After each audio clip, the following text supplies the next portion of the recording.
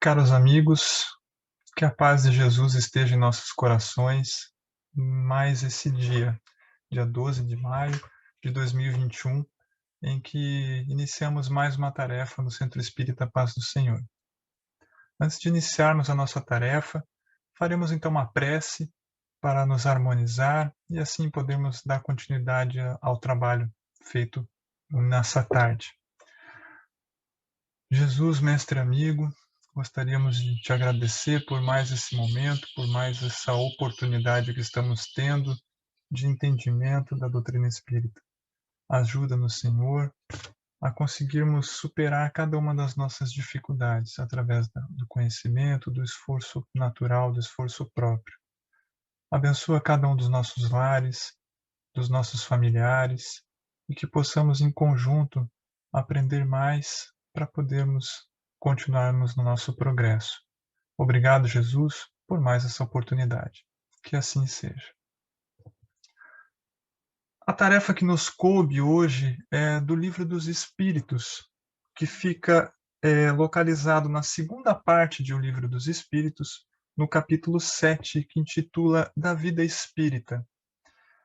É a questão 257 de O Livro dos Espíritos. Para quem estiver interessado, após a palestra, ler essa questão, ler o capítulo, e se ainda não leu o Livro dos Espíritos, a sugestão da leitura, ou da leitura novamente, enquantas vezes for necessário, que essa obra extraordinária, que é o Livro dos Espíritos, fica essa informação trazida por Allan Kardec, intitulado Ensaio Teórico da Sensação nos Espíritos. Kardec pega nessa questão 257 algumas informações valiosíssimas a respeito do processo do espírito, das sensações que o espírito passa a ter. E durante todo o seu capítulo, que é esse capítulo 7 da segunda parte da vida espírita, trata Allan Kardec a respeito dessa vivência do espírito no mundo espiritual. Então, inúmeras outras considerações, em tantas perguntas, nos itens, fica a sugestão da leitura para entendermos esse processo de como é a vida do espírito na verdadeira vida, na pátria espiritual. Antes de iniciarmos essa nossa tarefa, dessa nossa conversa, desse resumo que fizemos da questão, e mais uma vez aqui fica o convite para a leitura dessa pergunta, já visto que cada um lerá da sua forma, tirará as suas próprias conclusões a respeito, é importante que tenhamos uma coisa em mente. 3 aspectos, 3 pontos. O corpo, o perispírito e o espírito propriamente dito. Quando o espírito e o perispírito ligados estão dentro do corpo, temos a formação do ser humano na sua condição de encarnado. Nós que estamos encarnados hoje estamos nesta condição. Nós, espíritos revestidos do seu perispírito, estamos mergulhados no corpo físico. E quando estamos fora dele, estamos apenas em espírito e perispírito. Apenas maneira de nos expressarmos. Mas estamos entre espírito e perispírito, estamos fora do corpo físico. E mais uma observação didática para o entendimento de nossa compreensão a respeito do assunto. Quando o espírito, envolto pelo seu corpo espiritual, seu corpo fluídico, que é o perispírito, está mergulhado num corpo físico, ou seja, ele está encarnado, chamamos didaticamente, Kardec chama didaticamente de alma. E quando estamos fora do corpo, quando nós estamos o espírito e com o seu corpo fluídico, que é o perispírito, fora do corpo, desencarnado, intitula-se espírito. Essas considerações didáticas que Kardec colocou para nos facilitar o entendimento, como um emérito professor e pedagogo que foi, para nos facilitar os entendimentos. Diante disso, diante dessas considerações, podemos entender que o corpo é o instrumento que recebe as informações externas, recebe as informações externas. E ele pode ser considerado, por vezes, um instrumento da dor, uma dor física que pode atingir o indivíduo na sua pele, em todos os seus sistemas, todo o processo físico da qual nós sentimos aquele processo de dor. Se não é a causa de início dessa dor, é a causa imediata por onde o caminho começa. Então, o corpo, diante desse processo, em que nós estamos intitulando de 3 processos, a parte externa, que é o corpo, o perispírito e o espírito, o corpo vai sentir essas impressões vindas do mundo aqui da carne, aqui da terra, e vai perceber isso sendo muitas vezes o início dessa dor, captando de alguma forma, tendo seus sentidos feridos de alguma forma. E a alma, que é esse espírito encarnado, ele tem a percepção através dos sentidos do corpo.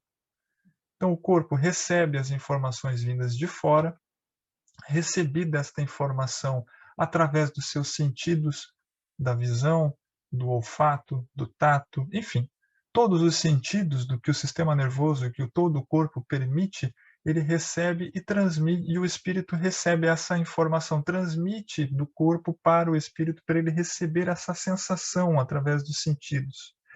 E essa percepção é o efeito e não a causa, porque ele está recebendo aquilo.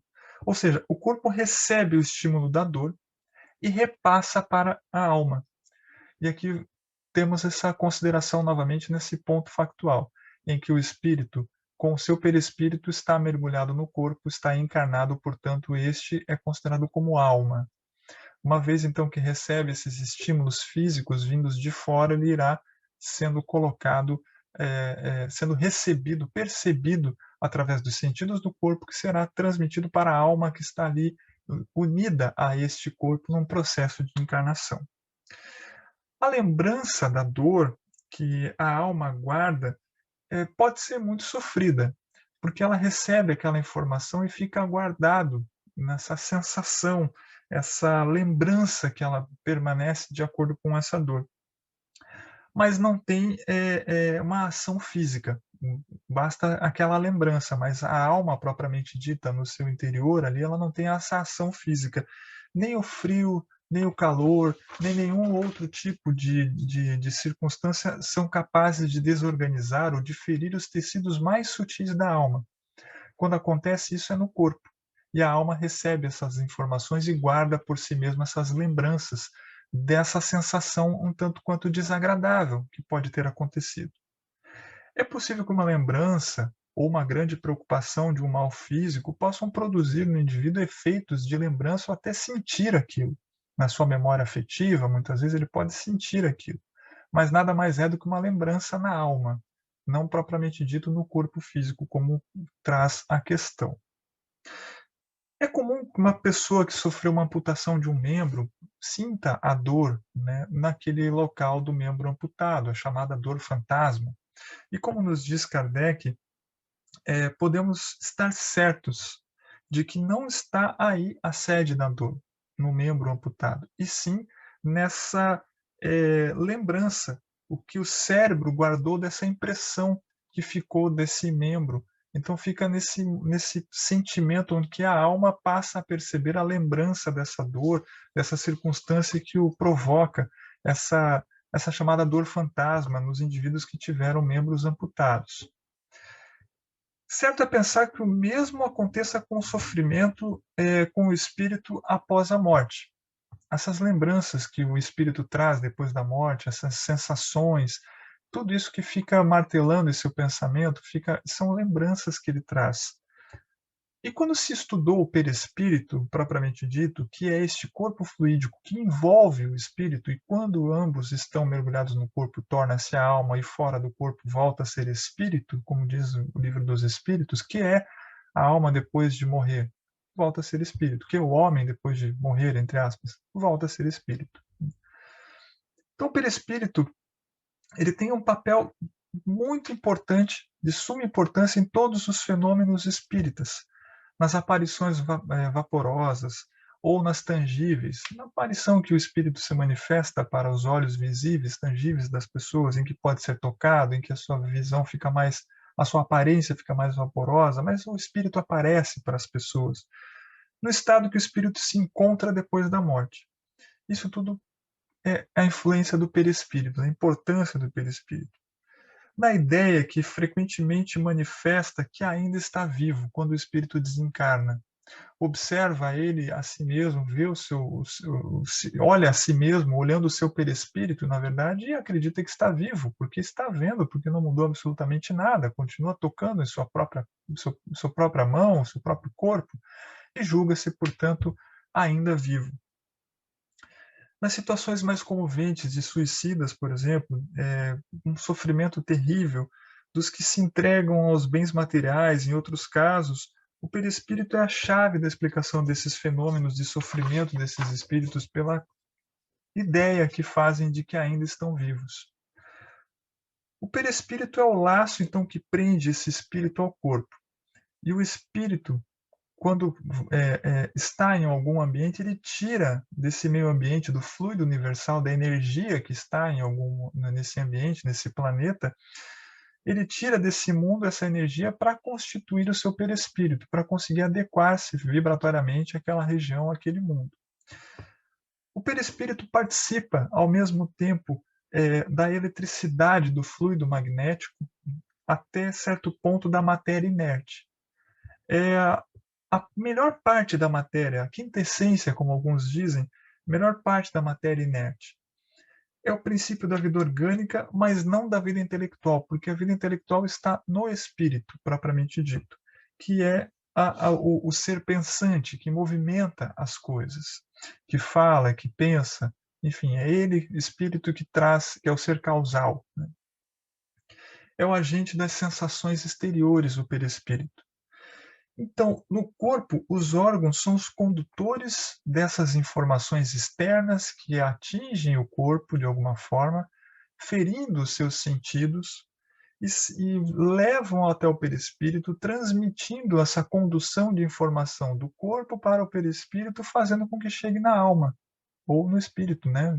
O ser inteligente que está ali, podendo então ele sentir isso, ter as sensações, interpretar tais informações. Então veja que passa por algumas situações de intermédios, em que o corpo recebe as informações que repassa ao perispírito, que por sua vez também vai receber essas informações e vai transmitir à alma.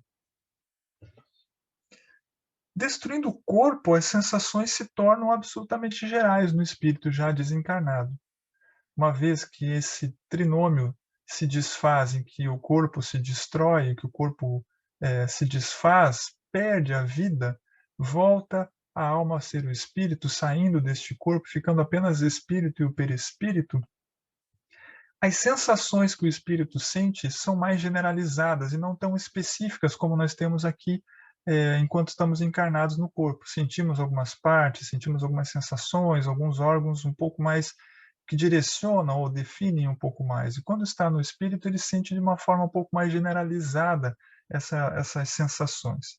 Por isso, o espírito não diz que sofre mais da cabeça do que dos pés e vice-versa.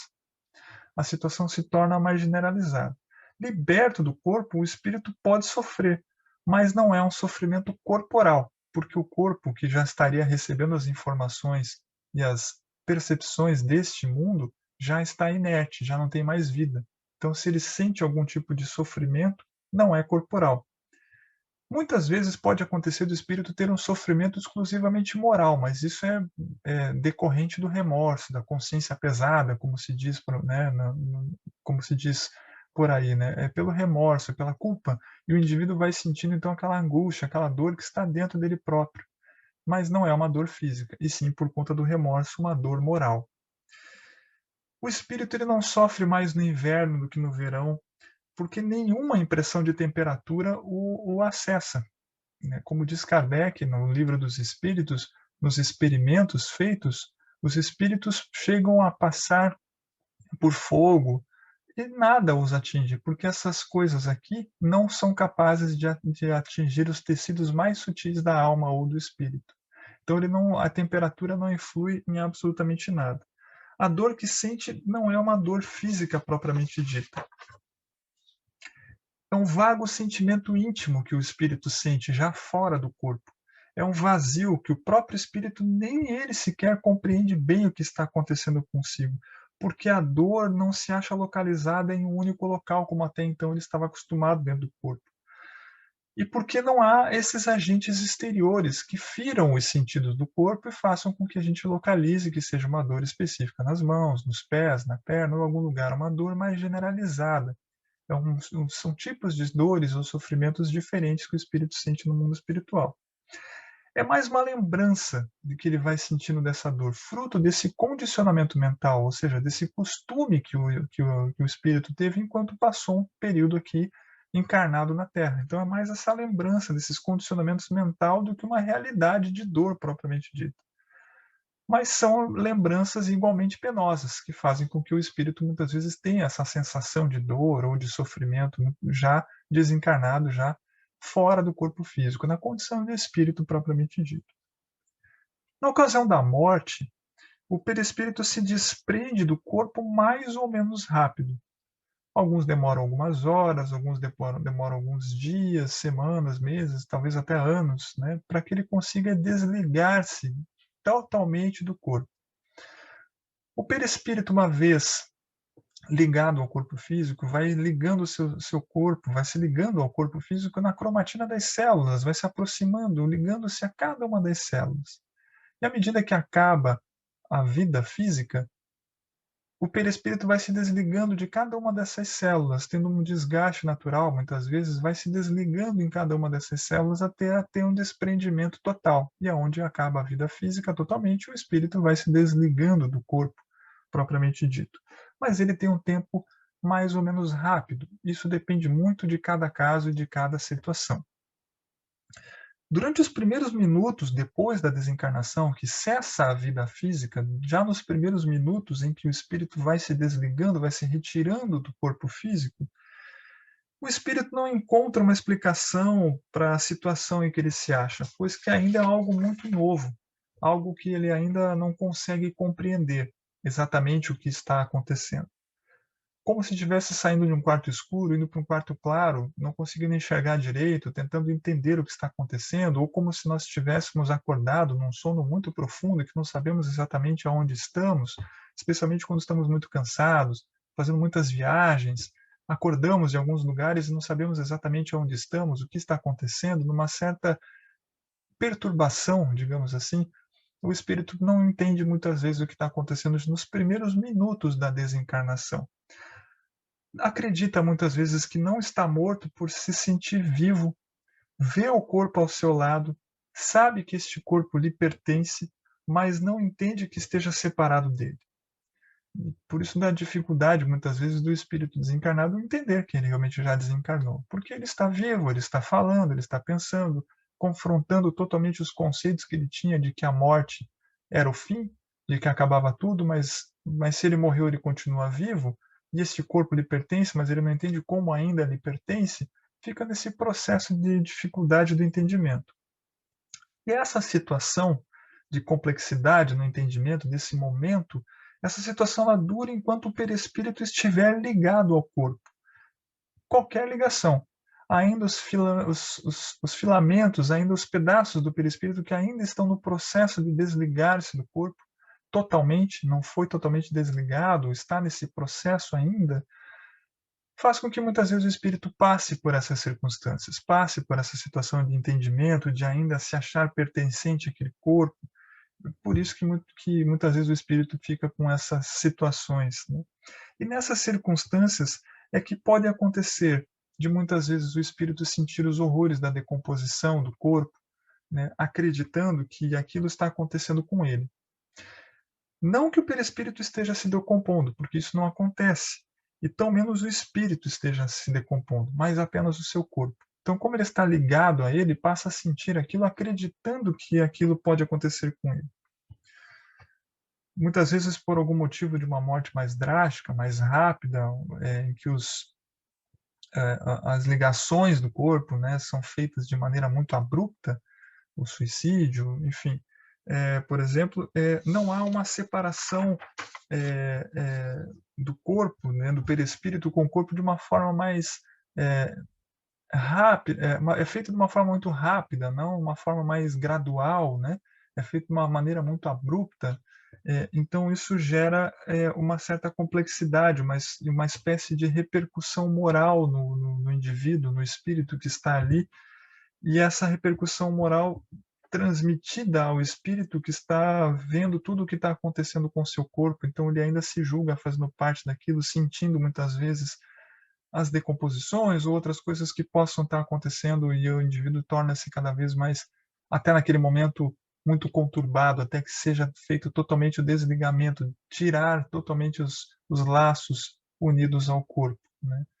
Por isso da importância sempre das preces, né, para todos aqueles que embarcaram na viagem de volta para o mundo espiritual, né? É uma espécie de visão do que se passava com o corpo em que ainda estava ligado. O perispírito que causou essa ilusão, muitas vezes, que ele se acha nessa realidade, por estar tão ligado um no outro, mas que aos poucos vai se desligando. Nesse caso, não há uma lembrança da decomposição, haja vista que não houve esse processo enquanto estava encarnado. Mas eu nunca havia passado por isso antes, mas um sentimento de um fato da atualidade. Então, o perispírito, ainda ligado ao corpo, sente aquelas decomposições, essas situações que estão acontecendo com o corpo. Então, como o perispírito ainda está ligado ao corpo, ele passa a sentir essas informações e transmitir ao espírito, que, por sua vez, sente isso e fica algo tanto quanto desconfortável, né, por conta dessa ligação que ainda não se fez por completa, né, do espírito em relação ao seu corpo que já não tem mais vida.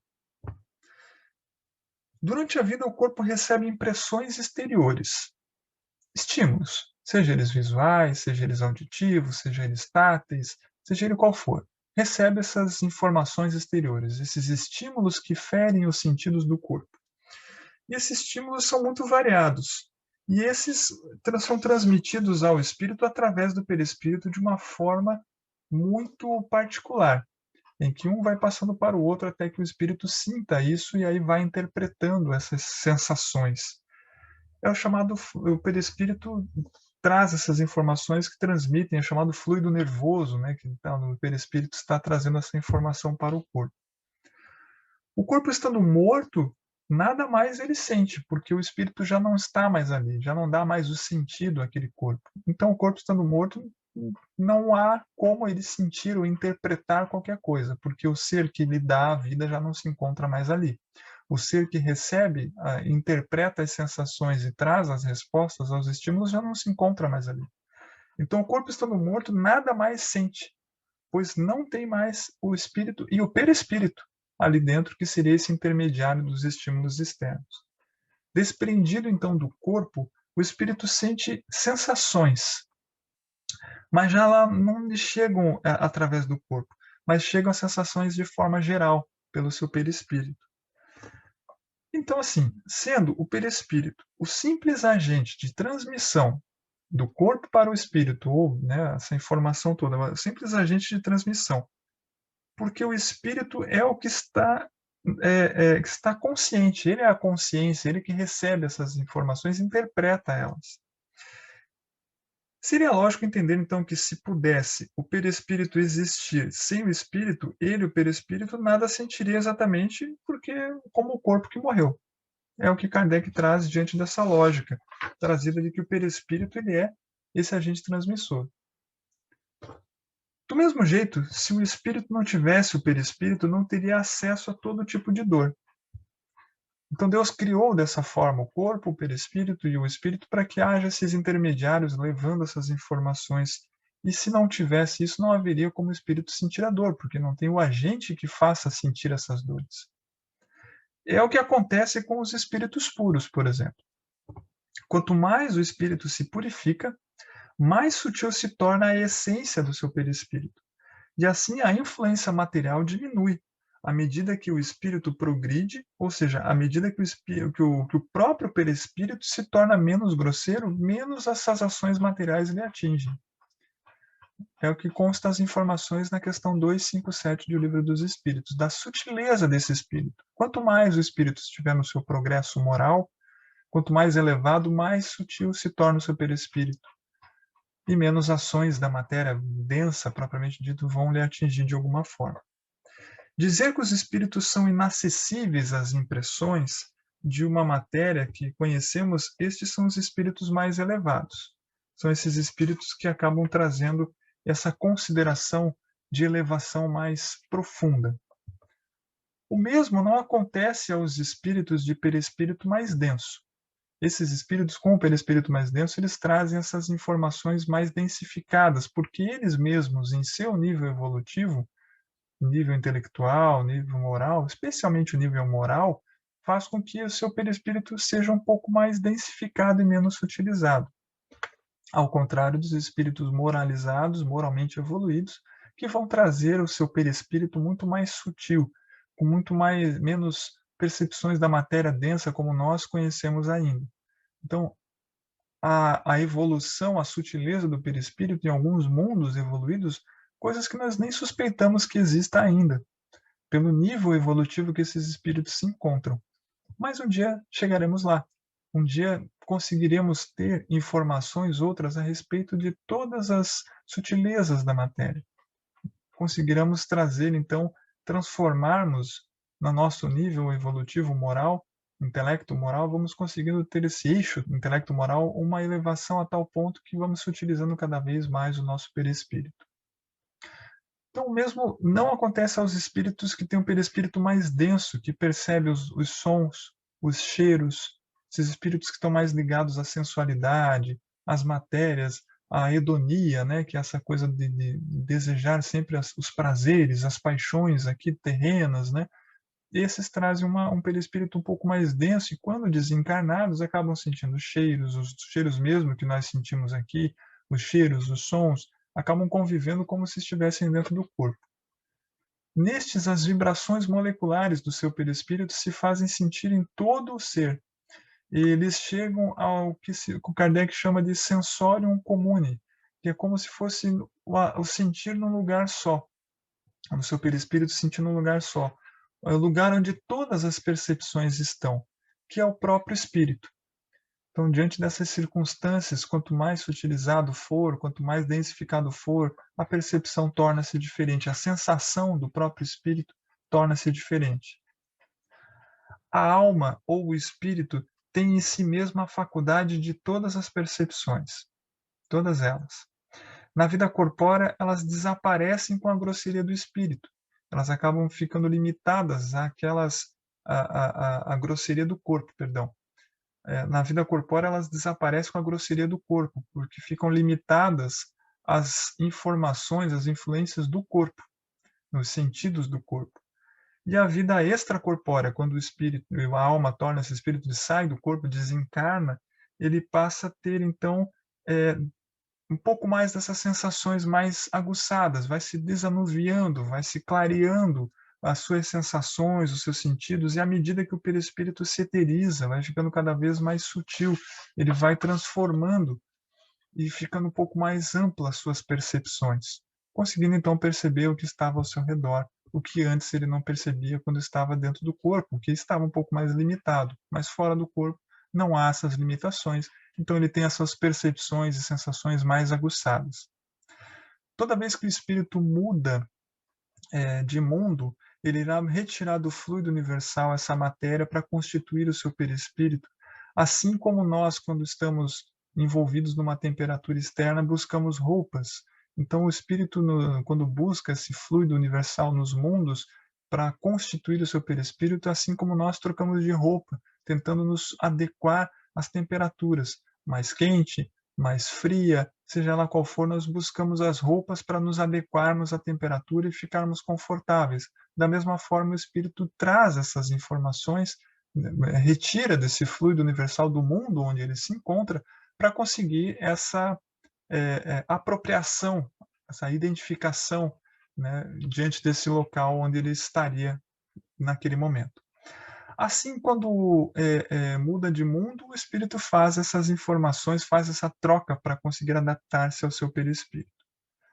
Podem ouvir ou não outros espíritos enquanto ele está desencarnado, sentir ou não, ver um ou outro, mas podem se fazer invisíveis uns aos outros. Mas uma coisa que eles não podem se furtar é o conselho dos bons espíritos.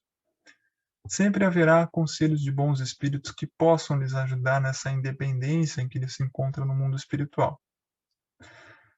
Nos primeiros instantes depois da morte, a visão do espírito ela é sempre turbada, confusa, né? Como exemplificamos há pouco, como se estivesse acordado de um sono profundo, não sabe exatamente onde está, o que está acontecendo, identificando-se na circunstância, então normalmente ela é turbada e confusa. Começa a ficar mais clara essas interpretações, as suas sensações, à medida que ele se desprende do corpo e começa a ter uma clareza que tinha quando estava encarnado. Passa a ter então a lucidez, passa a entender o que aconteceu com ele, visualizar outras pessoas, outros espíritos, entender que se encontra já em outro mundo e não mais nesse. Os sofrimentos deste mundo muitas vezes são causados por nós mesmos. Muitas vezes esses sofrimentos são causados pelo próprio indivíduo que acabou tendo uma conduta diante do seu livre-arbítrio, optou por alguns caminhos e acabou sentindo algumas consequências, alguns efeitos de suas causas, de suas decisões tomadas lá no passado. Quando remontamos muitas vezes à origem de alguns sofrimentos que o indivíduo está passando naquele momento, seja aqui na carne, seja no mundo espiritual, percebemos que na maior parte deles poderia ter sido evitado por uma observação, por uma oração no momento certo, por uma reflexão, por uma tentativa de conduzir-se diferente, adaptando-se muitas vezes às circunstâncias, pedindo orientações a Jesus, aos nossos anjos de guarda, ou os mentores espirituais, pensando mais antes das circunstâncias, antes das nossas reações, muitas vezes. Então, poderia ter sido evitado. E quantas enfermidades poderiam ser evitadas se não fossem os excessos das paixões em que muitas vezes o indivíduo se entrega? Seja ele na bebida, na comida, nas noites mal dormidas, nos excessos de trabalho, seja lá os excessos que for. Muitas vezes a saúde é comprometida. E aí acaba acontecendo um equilíbrio, um desequilíbrio, e o indivíduo pode sofrer mais. A chave, então, disso tudo é o equilíbrio, para que o indivíduo sofra muito menos. As suas condições no plano espiritual são frutos de tudo aquilo que ele fez aqui na Terra, da maneira como se conduziu, dos pensamentos como teve, da forma como se agiu, do seu desligamento do corpo e todas as suas sensações no plano espiritual, todas as suas consequências, tudo isso são situações que são trazidas, né, os efeitos que são trazidos diante das causas que aconteceram aqui na Terra. O mesmo se dá com o espírito, com os sofrimentos que passa, são a consequência dessa maneira como ele viveu. E quanto mais desmaterializado o espírito, menos ele sofrerá as dolorosas sensações no plano espiritual. E já aqui na Terra é possível ir se desmaterializando de algumas coisas. Temos então esse livre-arbítrio.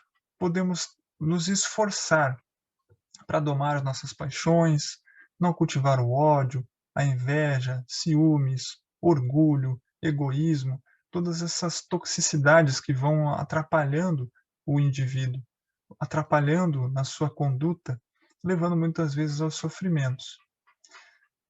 Cultivar os bons pensamentos, praticar o bem, dar importância às coisas deste mundo, mas diante da importância que aquilo realmente merece, diante daquilo que da medida certa, sem de mais e nem de menos, dando valor naquilo que realmente é necessário, deixando o indivíduo com uma consciência tranquila, porque mesmo encarnado aqui, quando ele age dessa forma, já está se depurando. E quando desencarnar, ele estará muito mais livre, liberto e muito menos suscetível ao sofrimento que possa vir a acontecer no plano espiritual, que atingirão o corpo e não a alma, porque ela já está se desprendendo de algumas situações, de algumas circunstâncias que podem levar o indivíduo ao sofrimento. Sentirá mais feliz por ter deixado a terra com a consciência tranquila, isento do sofrimento moral, podendo olhar nos olhos dos outros e ter a certeza de que fez tudo o que poderia ter sido feito. Cabe a nós nos analisarmos, nos observarmos, vermos o quanto podemos fazer uns pelos outros e por nós próprios, cumprindo com o dever, fazendo primeiro por nós, depois pelos outros, para que nós consigamos plantar boas sementes e consigamos colher os frutos no plano espiritual quando retornarmos à verdadeira pátria. Assim encerramos então essas considerações a respeito da questão 257 de O Livro dos Espíritos. Mais uma vez fica aqui o convite à leitura dessa questão, para se identificar, né, e o que pode ser identificado, ler aquilo que deve ser lido, construindo assim o nosso próprio conhecimento. Antes de encerrarmos, gostaríamos de agradecer a atenção de todos, dedicarmos a tarefa de hoje ao nosso querido amigo Luiz Vieira, que no último dia 9 de maio retornou à pátria espiritual. O CEPS deve muito a ele. E agradecidos a Jesus e a Deus por nos dar a oportunidade de conviver e aprender com esse trabalhador da seara do Cristo, tão abnegado e tão exemplar em suas condutas.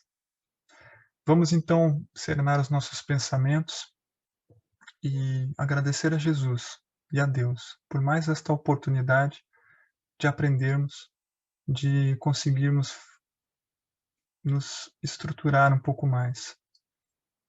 Obrigado, Senhor da vida. Abençoa a todos nós que estamos nesses momentos de aprendizado, nutrindo os nossos corações com muita paz e muito amor. Que assim seja.